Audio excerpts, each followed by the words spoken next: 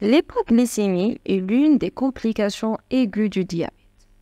C'est hypoglycémie, c'est-à-dire une diminution de la valeur glycémique à l'intérieur de l'organisme. D'ailleurs, elle est définie en général par une glycémie inférieure à 0,5 g par litre. C'est l'équivalent de 2,8 mmol par litre. Mais dans les états diabétiques, la valeur de l'hypoglycémie elle est plus ou moins élevée. On parle d'une hypoglycémie chez le patient diabétique pour une valeur inférieure à 0,7 g par litre. C'est-à-dire que le seuil de l'hypoglycémie dans les états diabétiques, c'est 0,6 g par litre. Moins de 0,7, c'est bon. On ne peut pas tolérer plus que ça. C'est une hypoglycémie. Et chez le nouveau-né, on parle de l'hypoglycémie pour une valeur moins de 0,5 g par litre. Là, c'était pour les valeurs standards. Mais il faut savoir qu'il y en a plusieurs types d'hypoglycémie à connaître. On parle de l'hypoglycémie asymptomatique, c'est une situation possible, c'est-à-dire que la valeur glycémique elle est inférieure à 0,7 g par litre, mais sans aucune symptomatologie apparente. Sinon, dans la majorité des cas, l'hypoglycémie est symptomatique. Ça peut être une hypoglycémie symptomatique d'une façon probable, c'est-à-dire qu'il y en a une symptomatologie clinique en faveur de l'hypoglycémie, mais ce n'est pas encore confirmé par une glycémie, par une valeur biologique. C'est-à-dire que le diagnostic, ou bien de penser à l'hypoglycémie, c'est basé uniquement sur la symptomatologie clinique. Sinon, ça peut être symptomatique, mais d'une façon confirmée biologiquement par une valeur glycémique. Donc, c'est à 100% une hypoglycémie. Ça, c'est la première situation. Sinon, on parle de l'hypoglycémie relative. C'est-à-dire quoi? L'hypoglycémie relative, c'est qu'il y en a une symptomatologie clinique en faveur de l'hypoglycémie, mais la valeur biologique, elle dépasse les 0,7 g par litre. C'est une situation en fait fréquente pour les patients qui sont en déséquilibre chronique. Et on parle alors du sang qui se mielle. C'est-à-dire quoi? Pour ce patient qui est non discipliné, qui est toujours en déséquilibre chronique, en hyperglycémie chronique, son corps et le sang à l'intérieur, c'est s'habituer à des valeurs élevées de la glycémie. En chronique, c'est toujours de 2 grammes, 3 grammes. Donc, c'est un patient qui a le sang qui est en train de se mieller. Donc, on parle du sang en miel. Là, pour lui, plus que la valeur, elle est élevée d'une façon chronique, alors pour lui, une valeur de 1 gramme, 1,5 g peut être considérée comme une hypoglycémie. Et on parle alors de l'hypoglycémie relative. Sinon, la troisième variété, c'est qu'on parle de l'hypoglycémie sévère pour toute hypoglycémie. Quelle que soit la valeur, quelle que soit la symptomatologie, l'essentiel c'est que le critère pour lequel on parle de l'hypoglycémie sévère, c'est que la prise en charge, le traitement nécessite l'intervention d'une tierce personne. C'est le seul critère pour qu'on parle d'une hypoglycémie sévère. Alors, c'est quoi les circonstances qui favorisent principalement la survenue de cette complication aiguë? Il y en a toujours un facteur déclenchant pour donner de l'hypoglycémie. C'est très important à le rechercher. Il faut savoir que l'hypoglycémie chez le patient diabétique, c'est une complication iatrogène. C'est-à-dire, c'est par le traitement. Que ce soit pour l'insuline ou bien pour les antidiabétiques oraux. C'est-à-dire un problème d'hygiène, un problème dans l'utilisation des médicaments. L'essentiel, il s'agit d'une complication iatrogène.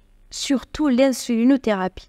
L'insulinothérapie, c'est une mention en faveur de l'hypoglycémie chez le patient diabétique. Donc, on doit faire attention par rapport à l'hypoglycémie en termes de l'insulinothérapie. Alors, il y en a deux situations bien sûr différentes, soit pour un patient qui est déjà insulinotraité ou bien un patient sous les antidiabétiques oraux. Pour le patient qui est déjà insulinotraité, là, l'hypoglycémie, c'est la résultante du quoi? Alors déjà, hypoglycémie, c'est-à-dire une action exagérée de l'insuline. L'insuline, c'est une hormone hypoglycémique. Donc là, pour donner de l'hypoglycémie pour un patient sous insuline, il y en a une nécessité d'une inadéquation entre l'insulinémie, c'est-à-dire le taux de l'insuline à l'intérieur du sang, et la valeur glycémique. Soit l'insuline, elle est augmentée en dose, soit c'est le glucose qui est diminué. Les deux situations. Soit l'insuline et la valeur de l'insuline à l'intérieur du sang, on parle de l'insulinémie, elle est élevée, ou bien le glucose qui est diminué. Alors, pour la situation où l'insuline elle est augmentée, c'est-à-dire une exagération de l'effet hypoglycémique, ça se fait soit par une façon accidentelle, soit d'une façon volontaire. Sinon, pour la diminution du glucose, il y en a trois situations. Soit l'apport il était insuffisant en hydrates de carbone, soit il y en a des vomissements, soit il y en a des repas décalés, des repas insuffisants, de la gastroparésie, donc difficulté de l'absorption et tout. Il y en a un problème dans l'apport glucidique. Sinon, il y en a une activité physique qui mène à consommer trop le glucose. On parle d'activité physique qui est intense et donc là, ça va faire diminuer le taux du glucose à l'intérieur de l'organisme en tombant dans l'hypoglycémie. Et la dernière des choses, la possibilité de la présence d'une neuropathie végétative par un défaut de contre-régulation hormonale. C'est-à-dire les hormones de contre-régulation responsables de l'élévation de la valeur glycémique, le glucagon, de l'hormone de croissance, les corticoïdes, les catécholamines. Donc là, il y en a un défaut de contre-régulation par une neuropathie végétative responsable principalement de l'hypoglycémie. L'organisme n'arrive pas à compenser la diminution du taux du glucose à l'intérieur de l'organisme. Donc c'est ça, c'était pour les circonstances de survenue pour un patient sous insuline. Soit l'insuline elle est augmentée en dose, soit d'une façon volontaire, soit d'une façon accidentelle. Sinon, le glucose qui est diminué par un apport insuffisant, par une activité physique intense consommant le glucose, ou bien par une neuropathie végétative, par défaut de contre-régulation hormonale. Pour le patient traité par les antidiabétiques oraux, là, les agents thérapeutiques incriminés dans l'hypoglycémie sont essentiellement les sulfamides hypoglycémiques. Bien sûr, même des fois les glimides. Mais c'est beaucoup plus les sulfamides hypoglycémiques. Surtout pendant le non-respect des contre-indications d'utilisation du médicament, à savoir de l'insuffisance rénale ou bien de l'insuffisance hépatique. Bien sûr, l'insuffisance rénale, c'est par défaut d'élimination de médicaments. Donc, les sulfamides, déjà, avec une durée d'action de 20 heures, et encore plus, c'est pas éliminé. Donc, ça reste à l'intérieur de l'organisme en provoquant toujours de l'hypoglycémie par stimulation de la sécrétion bêta-pancréatique de l'insuline. Le même principe avec l'insuffisance hépatique, par défaut de catabolisme du médicament. Et d'ailleurs, c'est la raison pour laquelle les personnes âgées sont particulièrement exposées aux hypoglycémies sévères, vu la présence de l'insuffisance rénale et de l'insuffisance hépatique. Donc, avec les ADO, c'est beaucoup plus les sulfamides hypoglycémiques à penser directement. L'hypoglycémie pour le patient diabétique constitue une urgence thérapeutique. Pourquoi? Parce que c'est une extrême urgence par les lésions cérébrales qu'elle peut induire. Les neurones à l'intérieur de l'organisme sont glucodépendants. Donc l'hypoglycémie, c'est-à-dire qu'il n'y en a pas de glucose, donc pas de fonctionnement des neurones. Donc c'est une urgence. Elle est dangereuse pour les personnes, surtout pour les personnes déjà épileptiques. Cette hypoglycémie peut se manifester par un tableau qui est très polymorphe. Ça donne 3 tableaux de gravité-croissance, d'installation progressive. Toute manifestation curieuse ou bien un trouble de conscience, c'est une hypoglycémie chez un diabétique jusqu'à preuve du contraire. À éliminer en premier l'hypoglycémie pour le patient diabétique. C'est une complication aiguë d'installation brutale. Donc, toute manifestation, ça ne va pas, un trouble de conscience pour le patient diabétique, c'est une hypoglycémie jusqu'à preuve du contraire. le tableau il est très polymorphe, ça donne 3 tableaux de gravité croissante. Il y en a le syndrome neurovégétatif en premier, après ça, le syndrome neuroglycopénique et enfin le coma hypoglycémique. Bien sûr, ces tableaux peuvent principalement être d'installation progressive, c'est-à-dire en passant par le premier, le deuxième et le troisième. Sinon, pour certaines situations, l'installation elle est brutale, ça peut donner d'emblée un coma hypoglycémique. Donc, tout dépend de l'hypoglycémie, tout dépend de la prédisposition de la personne diabétique et tout. Pour le syndrome neurovégétatif en premier.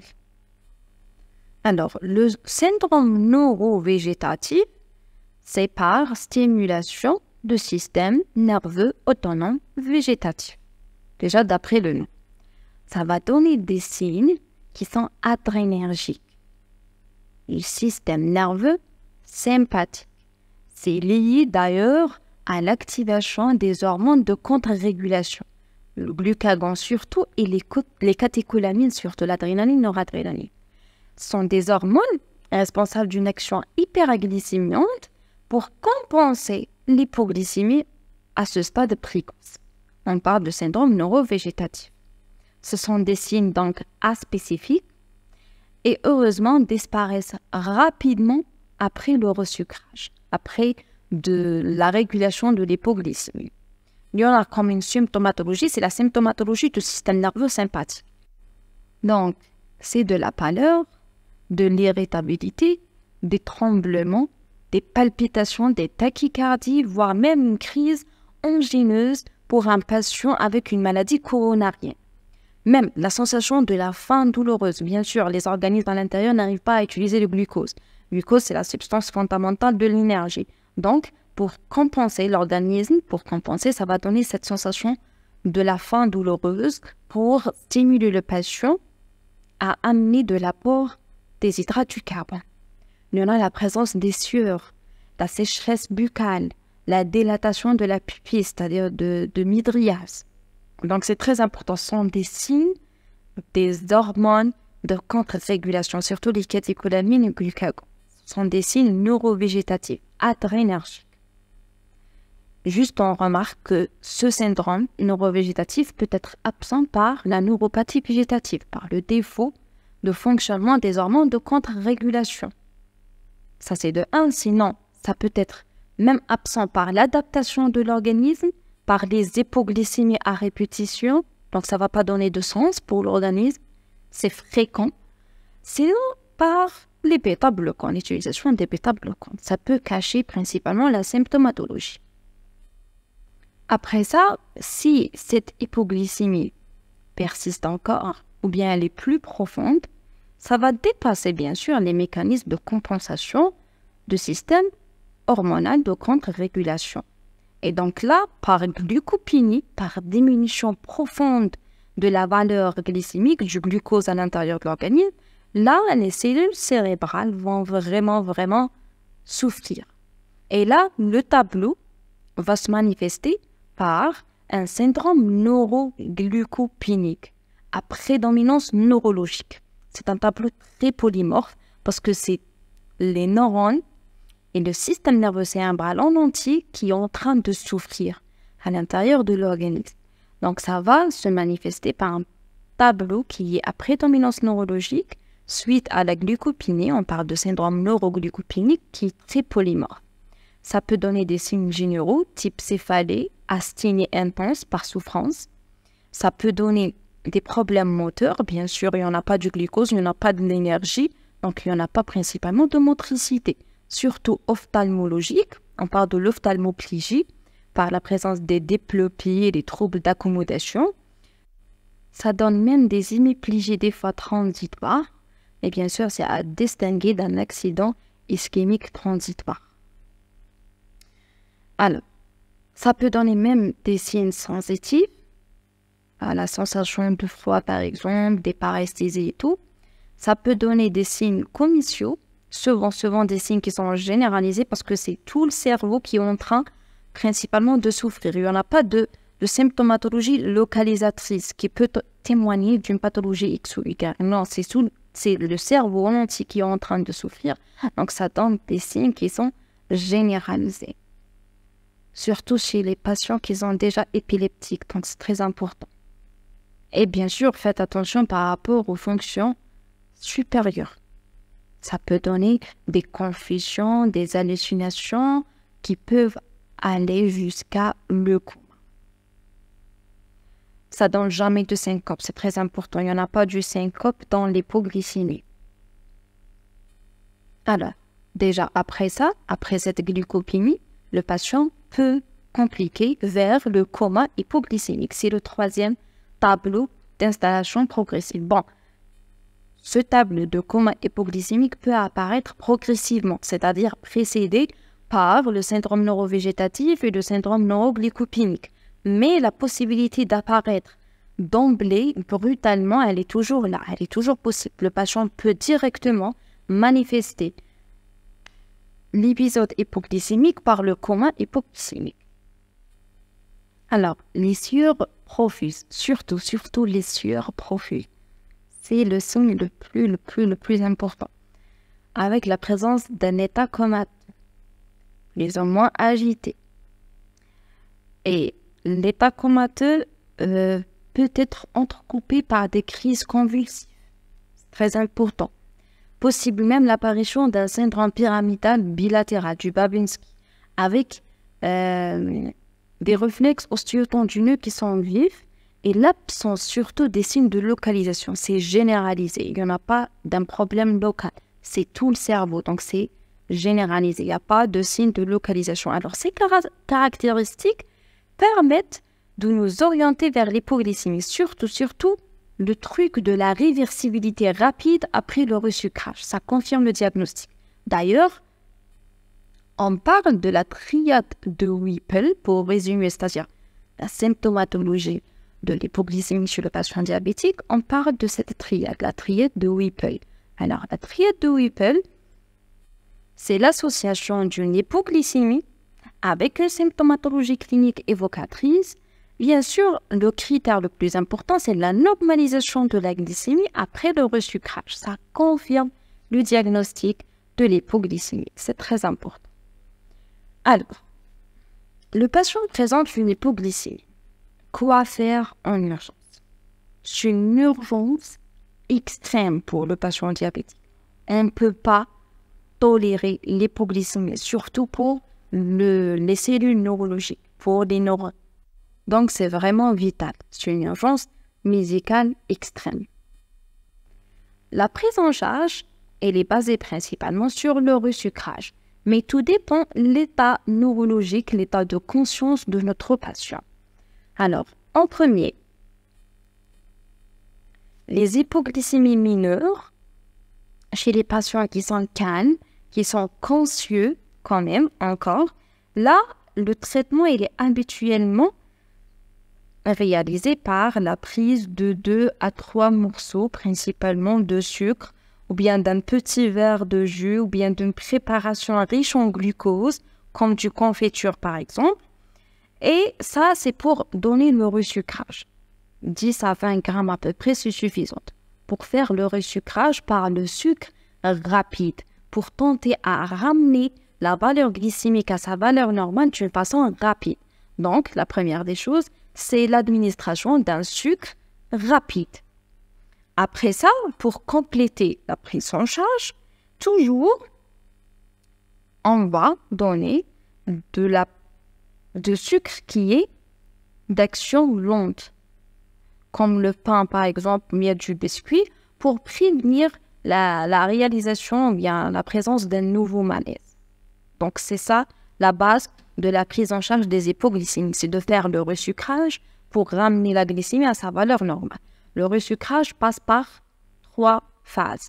Le resucrage par un sucre lent pour élever la glycémie d'une façon rapide, et parce que c'est une urgence extrême, et après ça, il faut compléter toujours la prise d'un sucre rapide par la prise d'un autre sucre, mais d'action qui est lente, comme le pain par exemple, et du biscuit, pour prévenir un nouveau malaise. Alors, lorsqu'il y en a des troubles de conscience, là, il faut recourir au glucose intraveineux. C'est-à-dire, pour un patient qui est conscient encore, mais c'est un petit peu agité, il est confus et tout, là, on recommande l'injection en IM, eh bien en subcutané, jamais en intraveineux, du glucagon, 1 à 2 mg à peu près. Ça va permettre la hausse rapide du glucose, parce que c'est l'hormone antagoniste par rapport à l'insuline, à action hyperglycémique. Mais injection en IM ou bien en subcutané, jamais en intraveineux.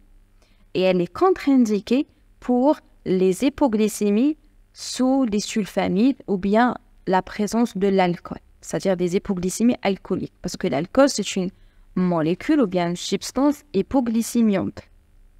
Elle induit principalement l'hypoglycémie par l'inhibition de la néoglycogénèse liée au catabolisme de l'alcool, surtout pendant l'état de jeûne. Alors là, c'est contre-indiqué d'injecter le glucagon.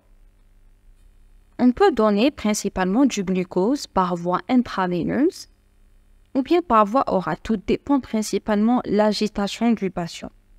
On va donner de 30 à 50 ml de soluté glucosé à 30%. On donne du G30. Très important, c'est le sucre rapide. C'est l'équivalent de sucre rapide. Après ça, on va perfuser du soluté glucosé à 5%. On va donner le G5. C'est l'équivalent de sucre lent pour maintenir principalement la glycémie et prévenir un nouveau malaise. Et d'ailleurs, c'est la même prise en charge pour le patient qui est inconscient. Pour le patient qui est inconscient, toujours donc c'est comateux, ça nécessite principalement les mesures de réanimation avec le bon conditionnement du malade, position latérale sécurisée, 2 voies veineuses de bon calibre, libération des voies aériennes supérieures, évaluation cardio-respiratoire et hémodynamique, donc c'est-à-dire toutes les mesures générales en cas de coma. Après ça, sucre rapide, sucre lent, c'est le même principe. Sucre rapide, on va donner de 30 à 50 ml de G30% en intraveineux. Au pire des cas, on peut le donner par voie intrarectale. C'est à visite diagnostique et à visite thérapeutique.